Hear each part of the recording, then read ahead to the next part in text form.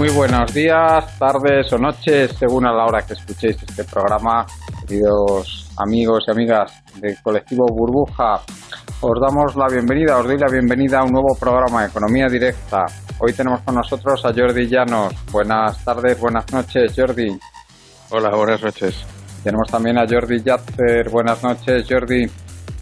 Buenas noches.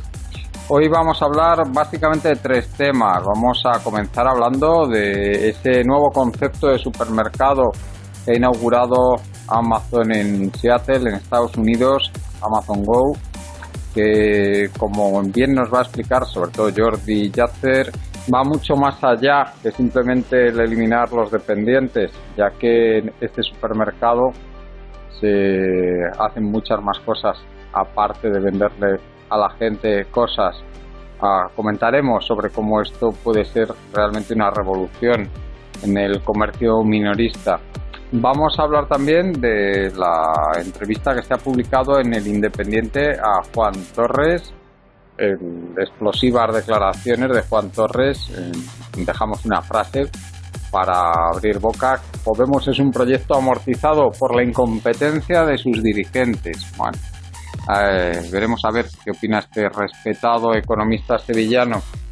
Y por último hablaremos de empleo. Ha salido la EPA el cuarto trimestre, ya tenemos datos completos de cómo ha evolucionado el empleo en el año pasado y las cosas, pues, desgraciadamente, pues no son tan bonitas como nos las quiere hacer aparecer el gobierno. Bueno, pues sin más, si queréis, empezamos ya el programa. Y Jordi, coméntanos qué te parece, o sea, qué se hace exactamente en este supermercado diferente de otros. Adelante. Bueno, antes de nada, explicar cómo llegamos a este punto.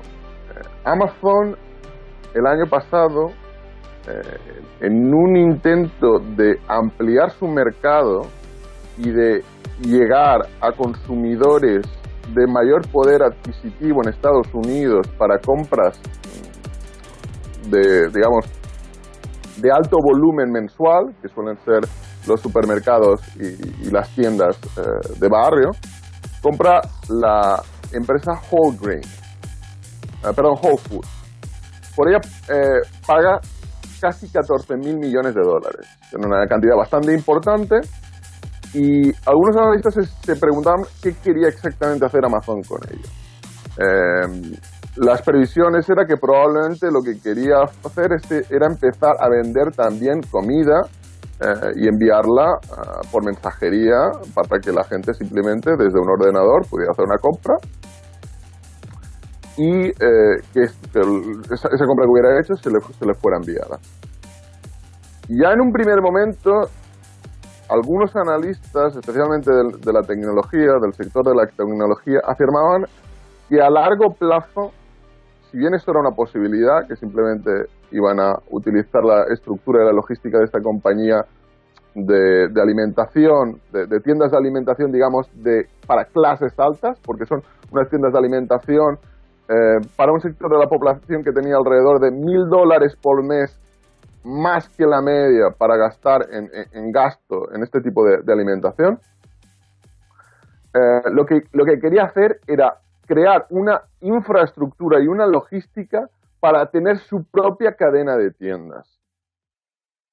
Esto conecta con toda la inversión que había realizado y está realizando Amazon, que es una empresa conocida por que la mayoría del dinero que consigue y ha conseguido a través de la financiación y de los ingresos, los potenciales beneficios se acaban reinvirtiendo en cuestiones tecnológicas. Lo que estaba haciendo era comprando e implementando tecnología en robótica, todos aquellos vídeos que pueden buscarse en YouTube muy conocidos de cómo funcionan los almacenes y la logística de la empresa, y en reconocimiento facial y en movimiento de paquetería. Entonces, esta nueva tienda que se ha abierto en los últimos días en Seattle funciona de la siguiente forma. Alguien llega a la tienda, enseña su teléfono móvil, que tiene un código que genera la aplicación Amazon Go, entra dentro de la tienda, elige los productos que quiera, sale de la tienda y no necesita pagar nada porque los mecanismos tecnológicos implementados en la tienda, especialmente los sistemas de seguimiento, etcétera, reconocen quién es, reconocen lo que se ha llevado y se lo cobran. El análisis en la prensa española es que esto es un gran avance tecnológico, pero que existe el riesgo de que se pierdan puestos de trabajo. Estamos hablando de un sector que potencialmente emplea a millones de personas en todo el mundo. Es el sector de los supermercados, de las tiendas de las tiendas de barrio, incluso de los hipermercados. En mi opinión, todo ello va mucho más allá. Lo que está intentando Amazon no es simplemente ahorrarse el dinero de los cajeros, ¿no? Eso no tiene sentido. Nadie prepara una estructura de ese nivel para conseguir eso. Lo que está haciendo Amazon con algo así, primero es realizar una minería masiva de datos de sus Sí, clientes. eso es. Y ya recordemos que en la última semana varios ejecutivos de Google han dicho que la revolución más grande de los últimos 30 años ha sido Internet y la siguiente es la inteligencia artificial. En Estados Unidos, por ejemplo, hay uno de los productos tecnológicos más vendidos, son los altavoces inteligentes. La inteligencia artificial va a ser crucial. Con lo cual, lo que están haciendo es una minería de datos estratosférica, porque son compras que van a ser constantes. De hecho, el siguiente movimiento de Amazon son abrir 2.000 tiendas como estas en Estados Unidos. El segundo es que todas aquellas compras que son de nicho o que son impulsivas se hagan en ese tipo de tienda. Recordemos, la argumentación de la prensa es simplemente se van a ahorrar el dinero de los cajeros. No, lo que buscan es, ¿qué necesito? Una Coca-Cola, una hamburguesa, entro en la tienda, salgo y me voy. Esa compra impulsiva la pierde el supermercado tradicional. Porque de hecho, incluso no es una cuestión de que vendieran el producto más barato y hicieran competencia por esa vía, ¿no? Podrían venderlo 5 céntimos más caro. Es decir, si tú solo necesitas un producto muy específico, entrar y salir, ¿vas a hacer una cola en un supermercado? Mi opinión es que no vas a hacerlo. Con lo cual, ese tipo de cliente ya se lo quedaría las tiendas de Amazon Go. Otro tipo de compra, aquellas compras en las que el cliente tiene vergüenza, especialmente se realizan en farmacias, productos anticonceptivos, etcétera. Se van a hacer en ese tipo de tienda también, con lo cual va a dañar no solo a los supermercados, sino a las farmacias. Es decir, si tú puedes entrar, te da vergüenza entrar en una farmacia, te da vergüenza ir al supermercado, pero tú entras en una tienda de Amazon Go, te lo llevas, no hablas con nadie y sales, es otra compra que van a perder las tiendas tradicionales.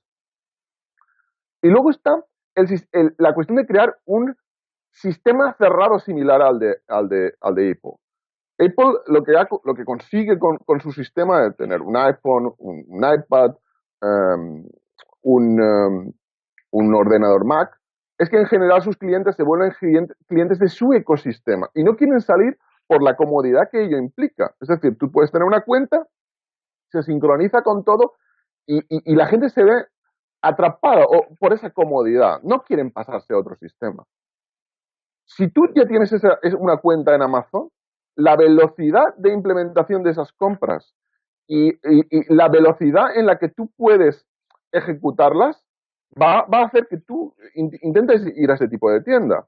Con lo cual, estamos hablando de una compañía que va a hacer una minería masiva de datos, repito, va a quedarse con sectores muy específicos de las compras impulsivas y de otro tipo de compras de nicho que por factores psicológicos se puede quedar y además en mi opinión, va a ocurrir un fenómeno psicológico bastante curioso.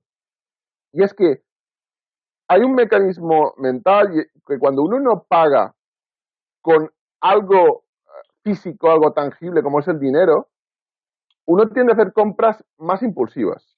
Si tú, por ejemplo, llegas a un sitio y te lo llevas, lo vas a pagar igualmente, pero tú no tienes esa sensación de que lo estás pagando, o la sensación es menor, con lo cual tú vas a gastar más. Esto es un hecho. De hecho, las compañías, por ejemplo, eh, siempre, las compañías de telefonía siempre intentaban que los clientes de sistemas de prepago, de tarjetas de prepago, migraran a contratos porque un cliente de prepago siempre está preocupado por cuánto le queda en la tarjeta, cargar, etcétera, etcétera. Siempre hay cierta logística. Pasa lo mismo con el dinero. Uy, no llevo dinero en la cartera, me he dejado no sé qué. No. Entras y sales. No hay nada. El teléfono móvil todo el mundo lo lleva a día de hoy. Con lo cual, vemos que este modelo de negocio eh, potencialmente se puede extender a todo el mundo. Y esto ya se ha extendido en la logística y ya se ha extendido en la compra online. Por ejemplo, se publicaron los datos de las ventas realizadas en España en el último año y Amazon fue de largo la compañía que más Sí, vendió así online. es. Segunda el Corte Inglés, pero de largo Amazon. Así, Amazon como un veintitantos o casi un 30%, no, más, casi un 50% más que el Corte Inglés, sí. Ujú. Claro, claro. Con lo cual, las implicaciones de todo esto respecto al sector detallista, a los supermercados, etcétera, etcétera, ¿qué compañía va a poder hacer la inversión tecnológica para competir con algo así? Porque el plan para Europa es que después de comprar esta compañía americana, Whole Foods, a la que he hecho referencia anteriormente, es que el plan de Amazon es que puede comprar en este próximo año o bien Carrefour, yo creo que va a ser muy complicado que la compre por diferentes factores, pero o puede comprar Día también. ¿Qué pasa si compra una compañía de este nivel? La, claro, O sea, estamos entrando... a Día le tiene que hacer un lavado de estilo que te pasas, ¿eh? Ya empezando por ahí, pero bueno, es una broma, ¿eh? Continúa, Jordi. Sí, sí, Sí, pero claro, venía un artículo de Forbes hace unos meses en el que se decía, por supuesto que Amazon destruye empleo. Todo esto que se está diciendo, no, Amazon cada vez tiene más trabajadores. Bueno, cada vez tiene más trabajadores, pero lo que no se analiza es cómo impacta en aquellas empresas que son su competencia. Es decir, evidentemente Amazon puede acabar contratando cada vez más gente, incluso a nivel tecnológico, generar ciertas empresas de calidad. Y no es una cuestión de volverse ludita, sino es una cuestión de que estamos llegando a unos niveles de impacto de la tecnología en la economía que bueno, de esto nos puede hablar Jordi Llanos de forma más técnica, pero el impacto en el empleo y en el impacto en la desviación respecto a la media de riqueza, a la eso es. mediana de riqueza del conjunto de la población, cada vez va a ser más dispar, porque la acumulación de tecnología va a generar Sí. acumulación de riqueza. Esa es la tesis Es un de hecho. Krugman, sí, que sí, que las políticas neoliberales han hecho, pero que el tema tecnológico es básico para lo que estamos viendo de acumulación de riqueza cada vez en menos manos. Por cierto, que yo creo que hay que hacer hincapié en esto, en todo esto que has dicho, en la minería masiva de datos que va a hacer Amazon en estas tiendas y que luego va a utilizar tanto para adaptar su oferta de productos como para hacer un análisis de las motivaciones de los mediante estos algoritmos de inteligencia artificial para, para ver por qué los consumidores se comportan como se comportan y lo que va a conseguir son tiendas muchísimo más atractivas para los consumidores también, Pues ¿eh? por supuesto, por supuesto, Claro. imaginemos, ellos sabrán que alguien a las 3 de la mañana tiene más posibilidades de ir a comprar una botella de whisky o lo que sea, van a tener todo ese tipo de información detallada y al segundo. Sí, sí, sí. Y bueno, van a saberlo todo, o sea, van a saber segmentar, van a poder hacer segmentación por zonas, en función de la población, el tipo de clientela. O sea, cómo pueden adaptar el negocio al cliente es algo con lo que no va a poder competir nadie, ¿eh? Y cierto que todo esto se viene haciendo de una forma más tosca desde hace décadas, ¿eh? El observar mediante cámaras los comportamientos del cliente, el intentar utilizar esto para para ganar más clientes o más cuota de mercado o ganar más dinero en las tiendas, pero bueno, es que esto es un salto que no tiene nada que ver, porque el nivel de análisis es totalmente diferente el que pueden conseguir. Bueno, Jordi, ¿qué nos puedes decir de este tema? Bueno, la verdad es que ha estado muy bien la exposición que ha hecho Jordi sobre las reales intenciones, o lo que él cree. Yo creo que con bastante acierto las reales intenciones de Amazon respecto a lo que podríamos llamar el Big Data, la minería de datos y todo esta, mm, diga, ese que podría llamar el gran hermano, ¿no? La plasmación real, no por parte del Estado, sino por parte de compañías privadas, de un control casi absoluto sobre nuestro comportamiento, ¿no? Al tenernos registrados y perfectamente nuestras pautas de consumo, incluso los movimientos, ¿no? Porque como veía ahí en Amazon Go, lo que, bueno, los detectores de movimientos, si coges, si dejas y tal, pues es Claro, lo que claro. te va a Y, servir como para y los cómo te algoritmos mueves, ¿no? y los algoritmos de inteligencia artificial saben analizar en función de los movimientos, pues exactamente bueno, exactamente, aproximadamente, qué es lo que te motiva a coger o no coger un producto, a comprarlo, etcétera, porque todo eso, la verdad es que se ha progresado mucho en psicología para saberlo. Efectivamente. Yo lo que sí no me gusta es el término inteligencia artificial. No soy partidario. A veces yo creo que es un abuso semántico que no se compadece con la realidad de, o sea, una cosa es un gran tratamiento, una cosa son los algoritmos que hacen programadores, etcétera, y otra cosa es la inteligencia artificial, que yo creo que estamos todavía muy lejanos de conseguir pues el test de Turing, ¿no? Y cosas que no estamos en ese momento. Yo sé que a veces eso no quiere decir que no tengamos una gran capacidad de tratamiento de datos, cada vez mayor. Eso no quiere decir que no existan algoritmos generados por programadores humanos que sean capaces de tratar esos datos de una manera masiva. Tal vez a veces concedemos demasiado más poder del que tienen, pero tienen mucho y evidentemente se van perfeccionando por esos programadores. Pero yo creo que la inteligencia artificial, si me permitís, es otra cosa, ¿eh? Y no es esto. Pero bueno, eso nos llevaría a una discusión. Lo que realmente es el negocio que se está generando a través de las grandes empresas, Google, Amazon, todas, Facebook, ¿no? Este acceso a la totalidad, ¿no? De la vida de las personas, lo que hemos dicho, ese gran hermano, ese control prácticamente de todos nuestros hábitos, bueno, ya en Internet, pues cuando entras en una página y tal y no has bloqueado los scripts y tal, si has ido a visitar otra página te salen los anuncios de lo que has ido a visitar anteriormente, ¿no? Por si quieres volver a clicar, etcétera, ¿no? Cosas realmente tal, que bueno, que ya hace muchos años que existen, se han ido perfeccionando, aumentando cada vez más, digamos, por un lado hay una contradicción entre esa teoría hacia un mayor consumo, ¿no? Y el target que realmente puede consumir.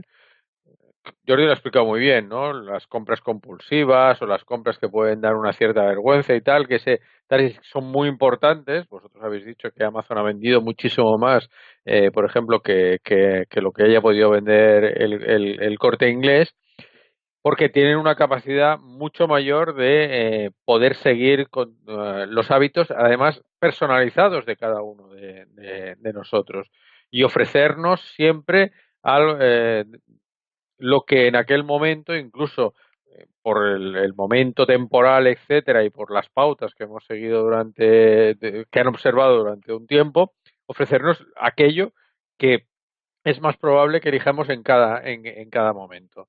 Claro, esto asusta, ¿no? Porque realmente yo creo que debería asustar. Ese control de los datos y, por lo tanto, de la privacidad de las personas, tal vez es uno de los factores más preocupantes, más alarmantes y que realmente requeriría una intervención por parte del Estado, ¿no? De hecho, la gran lucha sobre los controles, la privacidad de los datos, etcétera. Por un lado, decidimos que hay que los ficheros, tal, hay que guardarlos y tal, y por otro, circulan los datos a través de la red y de una manera masiva, pero a su vez individualizada para cada uno de nosotros. Ya digo, si ya son capaces de reconocer que por el movimiento, ¿no? Pues se ve esa tensión o esa contradicción entre lo que debería ser la protección de la privacidad y de la individualidad, algo muy liberal en ese sentido, y lo que estas empresas están consiguiendo mediante esa acumulación, minería y después tratamiento de datos a través de cada vez una mayor potencia de computación. También habéis dicho, y es evidente, que Amazon está destruyendo empleo. Y bueno, eso tiene bastante que ver, ¿no? Con lo que ahora, pues, con un tema que vuelve en la cumbre de Davos sobre el tema de la renta universal, es decir, cómo podemos a gente que cada vez se queda sin una capacidad económica, cómo podemos mantener un nivel de consumo, es decir, cómo destruyendo empleo, a su vez podemos mantener una capacidad de consumo y además si atamos de pies y manos a los estados a través de los programas de austeridad, ¿no? Eso se manifiesta pues a través de las propuestas. Normalmente yo diría que hay dos tipos grandes de renta básica universal. La propuesta de la derecha como un vector de consumo y de individualidad, es decir, bueno, dele el dinero y ya él se lo administrará, consumirá, irá al médico, lo que sea, y una propuesta de Rebu de la izquierda que nada tiene que ver con una sustitución del estado de bienestar como pretendía sobre todo Friedman, ¿no? Y toda, digamos, esa línea de renta básica universal, sino como un complemento realmente eh, primero un apoyo a gran parte de aquello que la economía deja fuera, es decir, la economía es muy reduccionista, reduce muchísimo muchos servicios que son absolutamente necesarios y que no tienen ningún tipo de contraprestación en nuestra sociedad.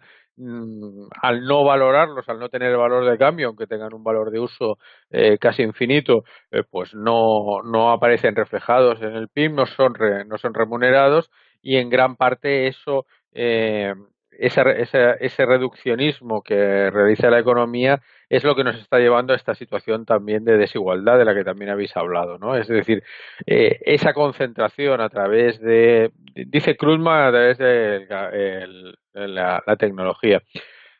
Yo en esto no estoy muy de acuerdo y eso ya debería más profundamente, ¿no? Es decir, aquí yo estoy muy de acuerdo con Michael Hudson respecto a a las rentas no ganadas y eh, todo el juego de quién genera el dinero, los intereses, las rentas monopolísticas, las rentas de la tierra, cosas realmente que a mucha gente les sonarán como decimonónicas, pero que tienen una importancia capital en la generación de estas desigualdades que ahora se manifiestan. Pero aquí hay una contradicción, ¿no? En el fondo, es decir, unos estados cada vez que tienen menos capacidad de intervención, que a su vez dentro de esa política neoliberal están restringidos en cuanto a su gasto por una serie de reglas absurdas, pero que son las que son y que cada vez tendrán pues a su vez menos capacidad de intervención sobre estas grandes empresas y unas grandes multinacionales o transnacionales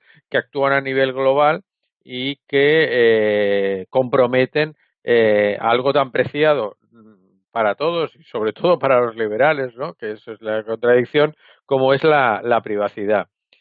Hasta dónde eso puede llegar, pues parece que muy lejos, ¿no? Y todas las empresas, Google, Amazon, Facebook y tal, se están colocando para tratar, es decir, cuando siempre se dice una frase que yo creo que encierra una gran verdad, ¿no? Dice, cuando una cosa es gratis es que el producto eres tú, ¿no? Y entonces hemos de ver los peligros que toda esta sociedad tal como está enfocada a través de ese mayor consumo, lo que puede ser estas rentas básicas, digamos, del ala derecha, hacia el mantenimiento de esa capacidad de consumo, porque claro, están viendo que entramos en una enorme contradicción y hay que mantener el nivel de demanda. Y ese nivel de demanda se tiene que mantener de alguna manera. Destruyendo empleo no se mantiene, evidentemente. Bueno, pues estas contradicciones sobre las que se han debatido, y en Davos se ha debatido mucho estos últimos años, conjugan muy bien con todo este tema de Amazon, la eliminación relativa de puestos de trabajo y sobre todo el dominio cada vez mayor monopolístico o oligopolístico de todas estas empresas que al final, bueno, pues se van comiendo, bueno, pues comprarán Carrefour, comprarán Día, comprarán lo que sea y bueno, pues aquello de la competencia perfecta y tal, lo que vamos es a una reducción cada vez mayor, menos bancos, menos ofertantes, digamos, en el mercado. Todo lo contrario de lo que se promete es el resultado de este capitalismo financiero que, bueno, se construye a través de las rentas oligopolísticas o monopolísticas, ¿no? Pero mucho ojo que desde mi punto de vista el tema no se resuelve como ha pedido Dimas Jimeno es, ¿no? Dimas Jimeno, el presidente del Corte Inglés en Davos, que es poniendo limitaciones a que surjan este tipo de negocios. Vamos, para mí esto es una tendencia imparable lo que está pasando y lo que Bueno, pero no, pero sí, sí, Jordi, perdona, ah, que lo que les está sí, ocurriendo a estos negocios es que directamente se están quedando anticuados, como este tipo de negocio como el Corte Inglés, y no saben adaptarse a los tiempos. bueno, claro, eso, pero si tú tienes en cuenta que la cuestión es, un negocio como Amazon, con grandes movimientos de transporte y tal, es sostenible de acuerdo con el medio ambiente, con los recursos y Ya, tal, ya, ya. Pero es la capacidad de que procesamiento, etcétera. si yo no Entonces te, hay que tener en cuenta ya, el conjunto, ¿no? Es que sí, decir, si sí, lo pero tenemos que eso no se resuelve en una economía de mercado, eso no se resuelve no, no, diciendo por que se eso resuelve de lo que otra, tiene es una claro, logísticas y por eso eliminan las barreras. O sea, en lo Estados tendrán que Unidos, resolver poniendo unos impuestos pigovianos a lo que se considere que tiene unas externalidades intolerables, pero no, en Estados Unidos había, por ejemplo, los bancos no podían operar más allá de un estado, porque se había visto que aquello era, bueno, pues todas esas barreras, digamos, de protección que se habían creado precisamente para generar competencia fueron eliminadas y fueron eliminadas en la ola neoliberal, ¿no? Entonces, ¿es eso sostenible? Es decir, esos grandes movimientos de mercancías a través, ¿eso es sostenible, por ejemplo, con el tema del el calentamiento global, etcétera? Pues no lo parece, es decir, por un lado nos estamos rasgando las vestiduras pero por el otro actuamos de una manera que no es coherente con eso, ¿no? bueno, pues si queréis, a no ser que Jordi quieras añadir algo, vamos pasando al segundo tema al día, como queráis. Sí, yo quisiera añadir una cosa, y es que en estos momentos, aunque estoy de acuerdo en el fondo con lo que ha dicho Jordi, el marco no puede cambiarse, ni es el momento para cambiarlo, ni hay posibilidad de hacerlo. Entonces, ese tipo de debate me recuerda en el fondo a cuando Podemos intenta tener una visión que podría ser, a mi modo de ver, la más lógica en el tema catalán. Da igual lo lógico que seas. La situación no está para ello. Es decir, es imposible. Es imposible porque ni siquiera los posibles ciudadanos que se beneficiaran de alguna de esas medidas iban a apoyarlo. Es decir, yo no veo a la ciudadanía a día de hoy renunciando a su estilo de vida. Me parece algo impensable, inimaginable. Pero sí, Con lo cual, la gente está como loca, hombre, claro, porque haya tiendas como Amazon y porque se lo sirvan a domicilio y todo eso. ¿Sabes? claro, Pero con lo cual, yo sí, les veo y gente que no es reaccionaria ni que sea insensible al medio ambiente ni nada, sino que simplemente resulta que pues que cogen y dicen, uy, pero qué cómodo es, que sí, que mucho Pues es que nos pasa a todos. ¿Quién puede levantar la mano y decir que lleva una vida estrictamente respetuosa para que la economía global sea sostenible a nivel medioambiental? Yo creo que nadie puede levantar la mano, como no sea algún eremita de estos que se mete ahí en un pueblo y cultiva sus propias hortalizas y atiende sus propios animales y vive sin electricidad y no se mueve más que andando. Que vamos. Ay, Claro, perdón, entonces, Jordi. sí, no, no, es que exactamente eso. Es muy complicado cambiar las reglas del juego porque la situación, el conjunto de la situación, todos los factores están en contra. Entonces, una solución que es imposible, ¿hasta qué punto es solución? Yo creo que es muy complicado. Técnicamente podría ser lo adecuado, o probablemente no, es lo adecuado, pero no es posible. Y desde el punto de vista que no es posible, me parece que esa vía no se va a recorrer. El segundo punto que quería hacer es que si uno se fija en los movimientos de todas estas empresas están creciendo como como una mancha de aceite y cada vez son más grandes en el conjunto del planeta. Es decir, no son cuestiones de la tecnología que se queda en Estados Unidos, ¿no? Amazon cada vez tiene más cuota de mercado en España. O Google cada vez tiene más cuota de mercado en el mundo. O Apple cada vez tiene más mercado en Asia, etcétera. Si uno ve los mercados en los que estas empresas tienen el porcentaje menor de participación, son China, Rusia, si no me falla la memoria, Irán, y algún otro país muy específico. Y es por barreras concretas de las administraciones locales pensadas y causadas y tomadas a cabo por diferentes razones que van no solo desde el punto de vista económico, como por ejemplo defender la propia industria, porque China intenta que ciertas empresas tecnológicas del país no tengan competencia de empresas americanas que tienen la suerte de beneficiarse del modelo económico del país, de que el dólar sea la moneda reserva, de que tengan financiación gratuita y a niveles estratosféricos, con lo cual los chinos abiertamente no podrían competir en esos sectores que intentan desarrollar. Y, bueno, en Rusia pasa algo parecido, por ejemplo, en el caso de los buscadores o en el caso de las aplicaciones sociales, donde tienen porcentajes importantes de sectores que empresas del propio país están manejando, con lo cual eh, lo que vemos es una concentración a nivel global, no es una concentración a nivel de Estados Unidos, es una concentración de determinadas empresas que acaban entrando en la vida de todos nosotros, ¿no?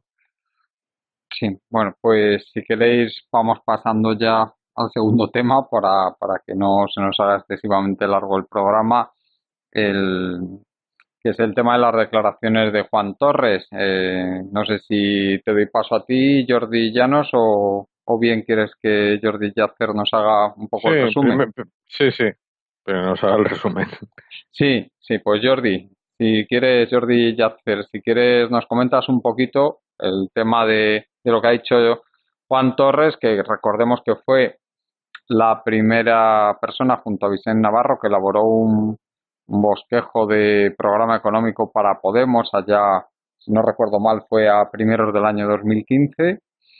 No solo el bosquejo, redactaron el programa económico de Podemos para las elecciones generales del 2015. Sí. Con lo cual, Y bueno, pues la claro, verdad es que tiene mucha importancia el que ahora diga esto. Coméntanos un poquito lo que ha dicho. bueno, a mí de entrada es que me parece realmente sorprendente eh, que alguien que ha redactado junto a Vicente Navarro el programa económico de Podemos en estos momentos tenga esta visión del partido, ¿no? Literalmente ha afirmado, y cito, Podemos es un proyecto amortizado por la incompetencia de sus dirigentes. Y bueno, luego cita algunas razones por las que considera ese proyecto como amortizado y me parecen un tanto tanto peregrinas, curiosas, no sabría muy bien cómo calificarlas, porque dice que Podemos se ha equivocado en algunos aspectos, como tener un proyecto demasiado radical y segundo, porque no ha garantizado, no ha facilitado la garantización de la unidad de España. Con lo cual se colocaría, en este aspecto se colocaría más cerca de gente de izquierdas como Francisco Frutos, Villarejo, Lidia Falcó, etcétera, que fueron muy críticos durante el proceso. Y bueno, me parece especialmente impactante en cuanto a su visión económica de Podemos. No está en absoluto de acuerdo con la visión del partido en estos momentos. Realmente curioso el viraje de Juan Torres en estos momentos. La verdad es que yo creo que aquí hemos sido bastante críticos con la falta de solidez del programa económico de Podemos. No, no me refiero tanto al de Juan Torres, que bueno, que a mí tampoco me gustaba demasiado, pero especialmente con las cosas que han dicho después. Pero en fin, Jordi, ¿a ti qué te parecen estas críticas de Juan Torres? Pues estoy leyendo, ¿no? Yo la verdad es que estando de acuerdo en la conclusión sobre los dirigentes de Podemos, que yo creo que hemos criticado aquí bastante duramente, no comparto para nada me parecen unas críticas que no tienen mucho sentido. O sea, aquí está, la verdad es que habla algo del programa, se mete en el tema este de la unidad de España, como dice, alineándose de una manera, bueno, pues que yo creo que, aunque difícil la postura de Podemos en el caso de Cataluña respecto al tema del referéndum pactado, etcétera, bueno, pues desde unas posiciones de izquierda puede ser perfectamente defendible. Ya entiendo que aquí este tipo de cuestiones levantan muchísimas ampollas, pero también aquí está hablando de materia económica, ¿no? Como tú dijiste, yo no sé si exactamente el programa, ¿no? Porque ellos siempre dijeron que elaboraron un documento a partir del cual se elaboró el programa. Creo que era así, ¿eh? Algo así. Y como tú has dicho, pues hemos sido siempre muy, muy, muy críticas. Pero aquí habla de cosas como que deberían darse cuenta de la precondición de las mayorías sociales, que va mucho más allá de la izquierda, de que los cambios del progreso necesitan Jordi, una mayoría. Sí, ¿me pero permites, sí. me permites hacer una cita? Mm, Literalmente afirma, y repito, cito: creo que prácticamente no han llegado, refiriéndose a Podemos, sí. nunca a hacer un planteamiento económico de amplia mayoría, sino que se han radicalizado verbalmente en una posición ideológica que cualquier persona sensata sabe que en España no tiene apoyo social. Bueno, sí, claro. Claro, decir, yo creo que radicalizar no. Lo que ha hecho Podemos ha sido un camino hacia la socialdemocracia, ¿no? Es decir, la mayor parte de propuestas que han hecho no tienen nada de radicales o muy poquito de radicales, y Sí, la yo poca tampoco radicalidad que tenía, pues a mí me la ha ido pasa lo que a ti, perdiendo, ¿eh? claro. A mí me pasa lo que a Es ti. Yo que, tampoco entiendo muy bien a qué se refiere con radicalidad, porque yo no la veo claro. por ningún lado. No Aquí sé. sacamos a pasear la palabra radicalidad y este tipo de grandes palabras y tal, pero realmente, si analizamos lo que Pero, está proponiendo pero ¿qué han Podemos, de propuesto? radical tiene... ¿Nacionalizar todo el IBEX han propuesto o qué? Sí, Yo es que claro, no claro. entiendo, porque eso no lo he escuchado yo nunca. Sí, O yo no sé, qué han propuesto, subir el impuesto de sucesiones al 70% o claro. coger y el impuesto del patrimonio meterlo en el 5% o cosas de esas. Yo es que tampoco lo he visto eso. O subir el Claro. IRPF marginal al 80% como pasaba en Estados Unidos en los años 50, no sé, muy Sí, bien. sí. ¿De Que qué, gobernaban de qué estamos republicanos. hablando? Sí, realmente no se entiende muy bien. O sea, yo estoy leyendo la tal y digo, bueno, pero está diciendo cosas que no tienen ningún sentido, porque realmente el programa de Podemos ha sido pues un programa muy, muy, muy Pero sí, descafeinado. sí, vamos, yo Además, siempre les he criticado por lo flojo que es, claro, el programa. claro, Ya sé que seguro que si hicieran el que propongo yo no le votaría a mucha gente, pero bueno, a lo mejor. bueno, Pero si hicieran el que propone Juan Torres, tampoco sé cuánta gente le votaría, ¿eh? sí, bueno, la que votó, ¿no? Que al fin y al cabo tampoco era la mayoría social, pero yo creo que desde el PSOE, dice esa mayoría social, eh, claro, el viaje ese económico hacia la aceptación, dice que la derecha ha entendido mejor, etcétera, ¿no? Pero ¿qué ha entendido? Realmente no da bueno, vuelve a repetir porque se basa, bueno, han hecho la propuesta esta que me parece una majadería del impuesto a los bancos, ¿no? Por parte del PSOE. No voy aquí a tratar técnicamente ese impuesto, ¿no? Pero vuelve hacia el tema de la financiación de las pensiones desde una óptica completamente, digamos, ortodoxa, ¿no? Desde la economía ortodoxa, ¿no? Sin dar reales soluciones. Es decir, el problema de las pensiones no es un problema de financiación, no existe ningún problema de financiación de las pensiones o de sostenibilidad financiera de las pensiones en tanto en cuanto el Estado puede adquirir los medios necesarios para pagar cualquier cantidad denominada en la moneda que él tenga. Si no, es un problema realmente mucho mayor de la sostenibilidad del propio sistema económico si seguimos este camino. La radicalidad desde ese punto de vista, nosotros reclamamos que es necesaria para afrontar realmente problemas reales que no estamos afrontando y que solo hacen que agravarse.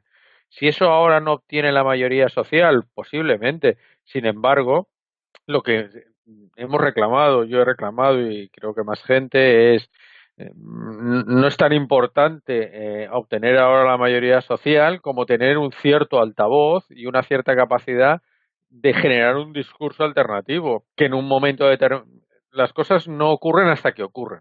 ¿Me explico? Es muy difícil, antes decíais, es casi imposible o no es factible, digamos, dado la estructura de la sociedad española, de que haya ningún cambio en la dirección que yo apuntaba. Sin duda, yo no voy a discutir eso. Lógicamente, no está en el ánimo. Sin embargo, sí que muchas veces se producen eh, crisis muy profundas, como lo que ocurrió en 2007 y 2008, que ha supuesto un importante, aunque después perdió efecto, ¿no? Y se dio la vuelta como un calcetín al el tema de la crisis financiera. Y desde el punto de vista de las crisis ecológicas, medioambientales, de las propias, porque no hemos hecho nada realmente para reformarlo, esas crisis, no por parte de mí, sino por parte de gente pues que ha estudiado el tema, van a tender a repetirse en el futuro cercano. No quiero decir que el año que viene o lo que sea, pero sí van a volver a repetirse. El montar y tener un altavoz y disponer, aunque no sea de 70, sino de 30 o de 40 diputados, que tengan ese discurso alternativo. Ese discurso ahora puede caer en tierra yerma, pero en un momento determinado puede germinar. Es lo que tenemos y por lo tanto hay que aprovechar. El asalto al cielo sí que era una estupidez y evidentemente, bueno, se han quedado en eso y se conducen a un fracaso total. La conclusión sobre los dirigentes no la voy a discutir, pero lo que está diciendo aquí Juan Torres, pues la verdad es que me decepciona bastante porque lo hace desde un punto de vista totalmente canónico, ¿no? En el sentido de, bueno, pues es una crítica que podría compartir el otro gran economista, ¿no? ¿Cómo se llama? El José Luis, el Díez, ¿cómo? ¿Sabéis? El José economista que Carlos Díez. sale José Carlos Díez, que sí, Sí. es que al final todos se parecen, ¿no? Bueno, pues al final, si todos se parecen tanto, votemos a la derecha, ¿no? Al final, Yo es que no, es, es que yo no acabo tampoco de entender bien a qué se refiere, ¿eh? Porque la verdad es que me desconcierta mucho por lo que estoy leyendo estas declaraciones. No sé si está dolido con algo o son muy raras, pero no las No, pues comparto, he de decir. yo no dolido, no sé, tampoco me pega mucho, pero bueno, no No, sé, no, no no, sé. pero Yo es que siendo muy crítico no lo entiendo bien, no, francamente. sí, Bueno, siendo muy a lo crítico mejor con Podemos. a lo mejor Jordi Yacer nos puede aclarar un poquito a qué crees tú que se refiere con esto, Jordi. Yo creo que él se posiciona en un lugar en el espectro económico, digamos, más al centro de Podemos, independientemente de que se pueda considerar Podemos más o menos moderado, es evidente que la visión de Juan es más moderada aún, es un hecho.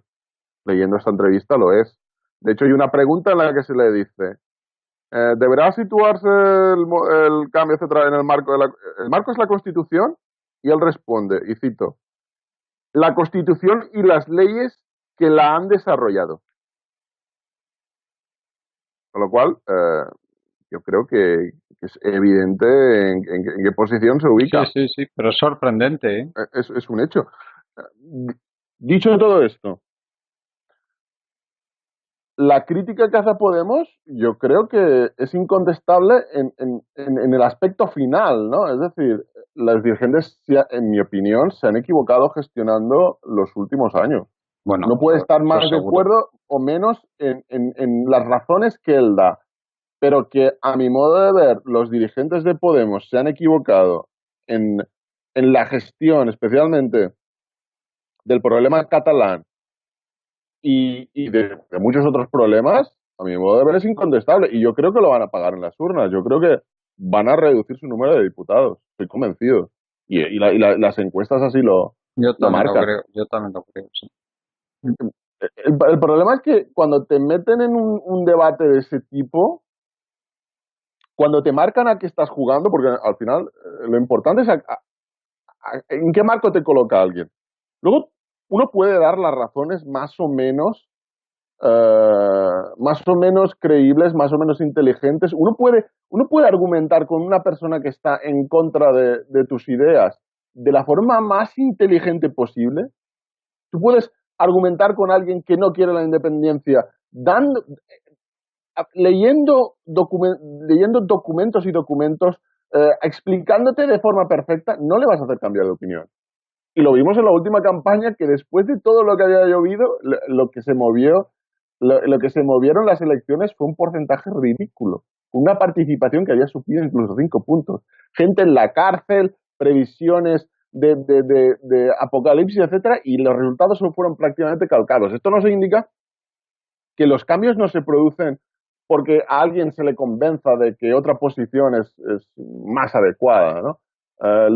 Los cambios se producen por la situación, en mi opinión, general, situaciones agudas, cambios agudos, como ha dicho antes Jordi, una crisis realmente potente que hunda a la población, o bien por un marco que haga que los ciudadanos se fijen en otra cuestión que para ellos es más importante. Por ejemplo,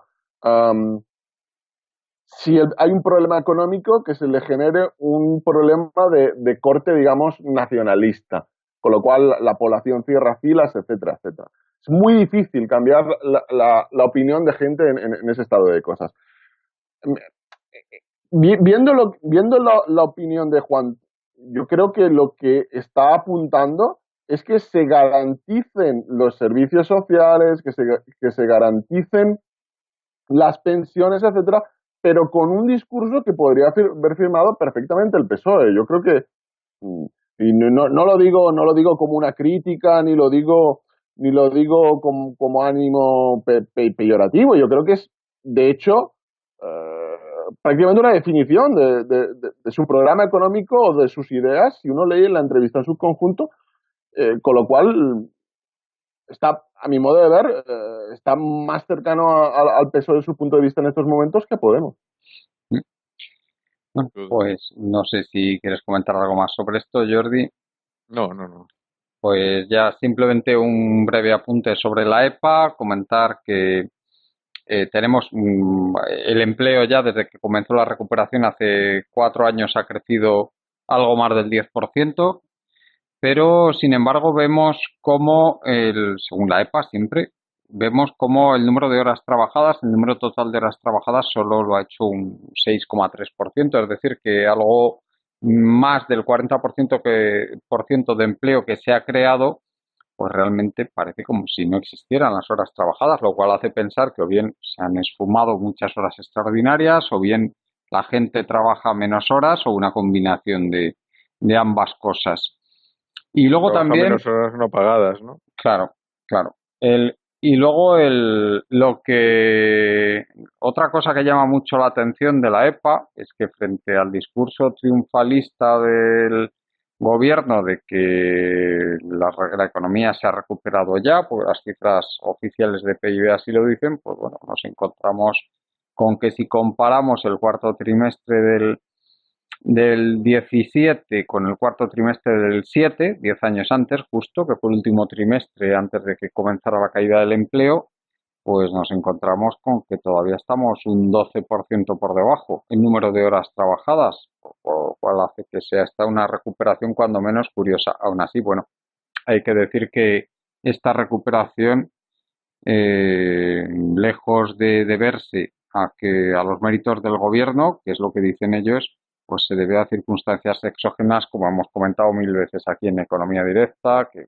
una combinación de las medidas del Banco Central Europeo con los bajos precios del petróleo, un euro que estaba bastante barato hasta hace poco tiempo, en fin, el tema del turismo, que también es importante, como el turismo, la inestabilidad en otros destinos que son competencia de nuestro turismo, pues ha fomentado que venga mucho turismo aquí a España. En fin, toda una serie de temas que han hecho que le venga todo el viento de cola al gobierno de Rajoy a partir del año 2014. Eso también hay que decirlo porque los 2 primeros años fueron sumamente duros también, ¿eh?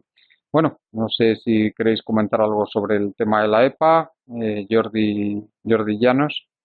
Sí, bueno, está repasando un poco los datos. Tú ya has explicado bastante bien cuáles son los parámetros en que nos debemos movernos de comparación, ¿no?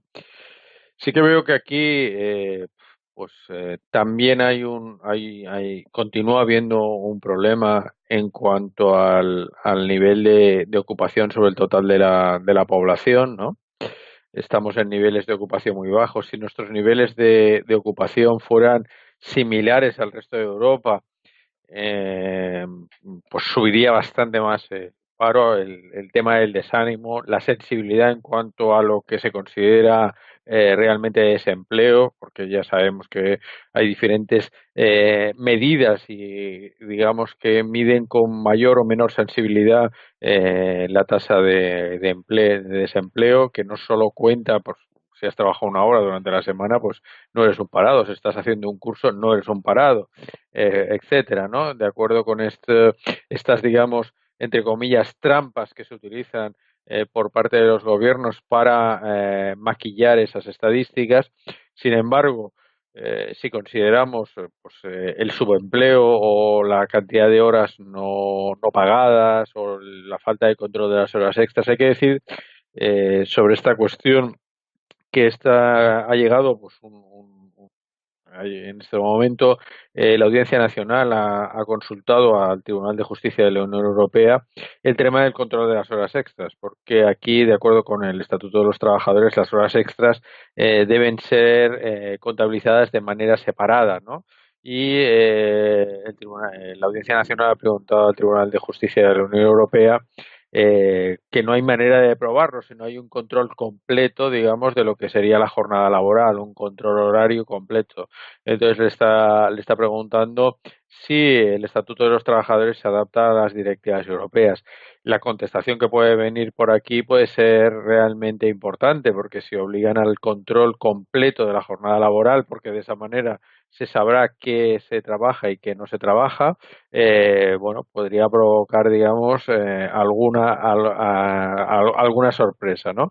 Mucha gente dice que hay una gran parte de horas trabajadas, pero que no, evidentemente, no remuneradas, lo cual significa pues una bajada aún mayor, digamos, del salario por hora, porque aún siendo bajo el salario por hora, en realidad el efectivo lo es aún más.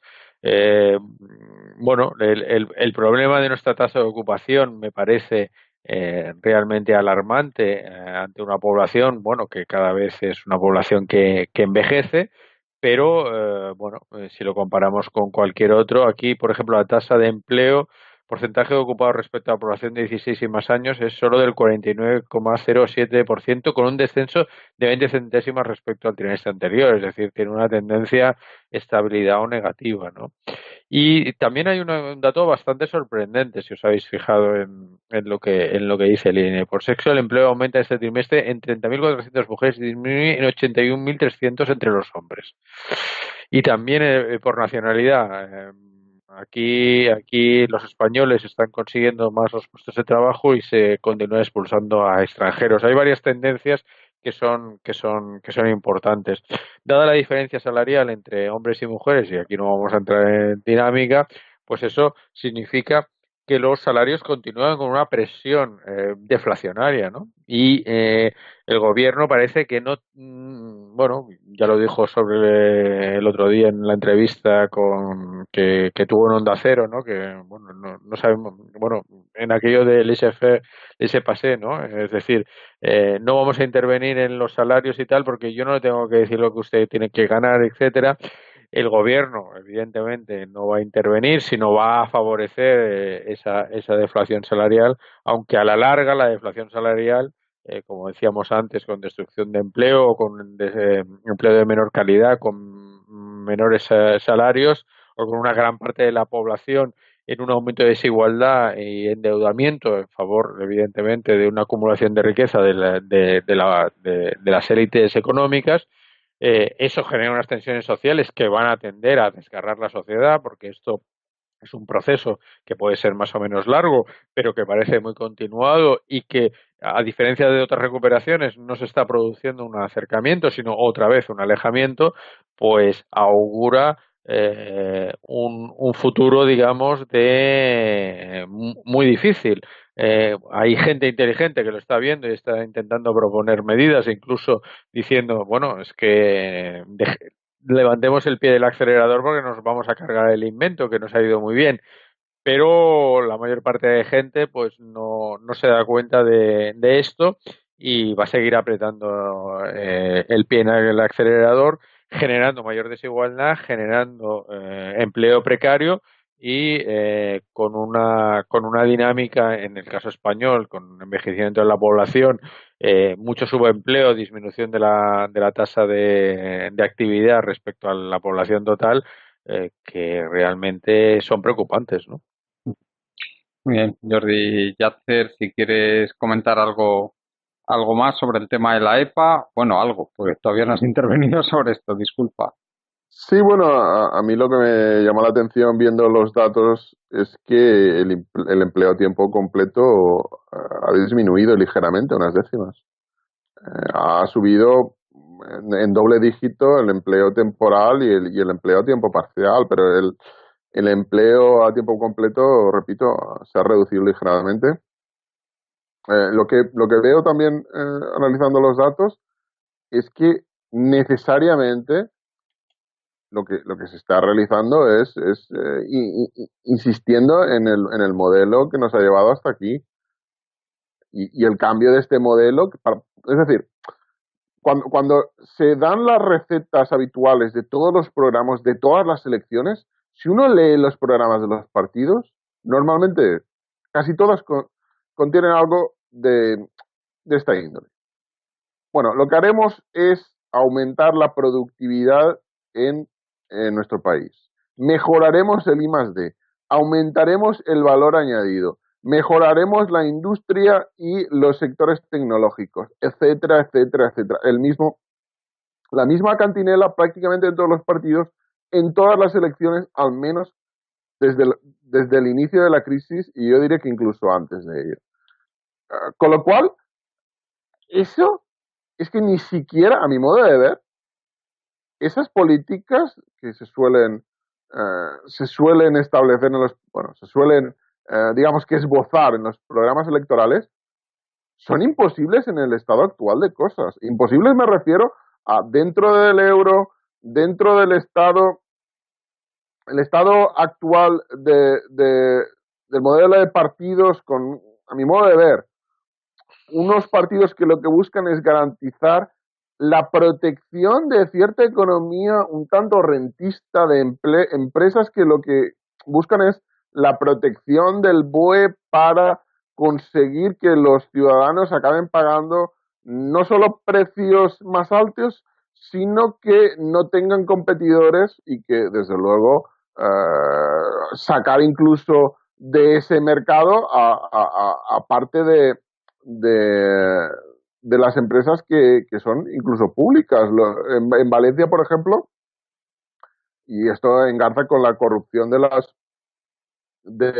que ha salido a la luz de los últimos días, había empresas subcontratadas, empresas privadas, que lo que hacían eran quitar parte de sus usuarios a las empresas públicas que ofrecían esos mismos servicios prácticamente a un coste mucho menor a los ciudadanos, lo cual es realmente, yo diría que no surrealista, sino porque tiene una razón muy concreta basada en la corrupción, pero desde luego un modelo totalmente enloquecido.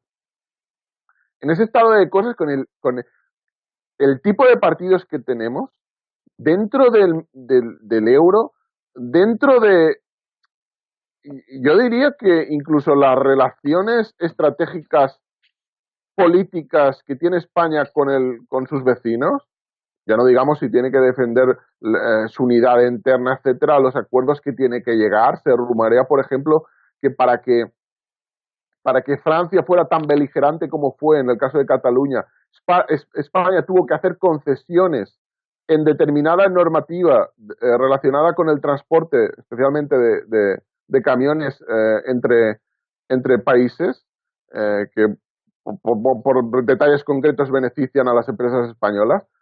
Si, si alguien quiere cambiar algo de verdad, y no me refiero a cuestiones cosméticas, no me refiero a